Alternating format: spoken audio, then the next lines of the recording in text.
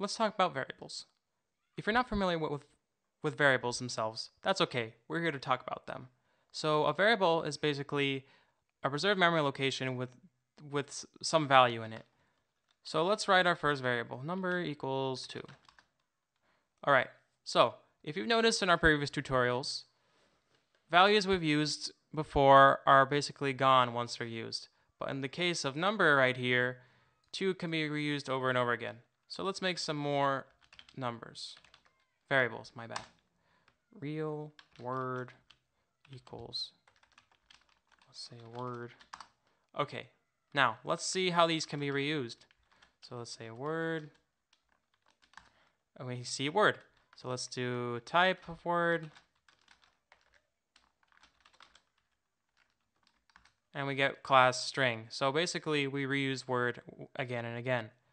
Moving on, let's try assigning one value to multiple variables. So let's say A equals B equals C. Now, this is pretty logical as in like in mathematics. You just have multiple variables and you assign one value. So let's demonstrate and see if this works.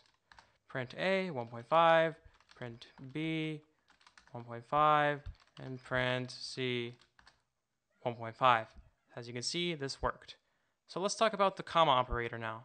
What this does basically, it can take multiple variables and assign multiple respective values to them.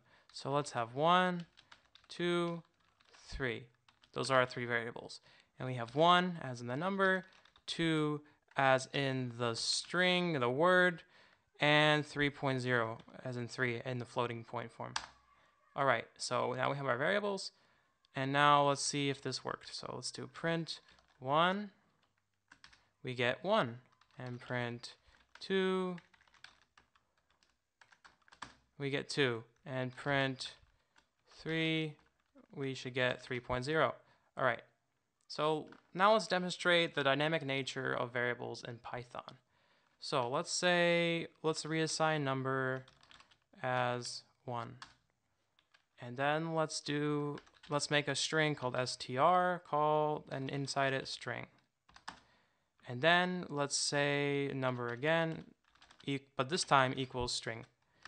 And if you've noticed, and if you're familiar with other programming languages, this might kind of look weird to you, but in Python, this is kind of unique. It's unique to Python. So basically, you could dynamically assign variables. You don't have to basically first define the type and the variable name to initialize it. In Python, you can just write a string variable name and its value. You don't have to worry about initializing it. And that's what makes Python pretty dynamic. And it's also important to note that variable names should be pretty descriptive, self-descriptive that is.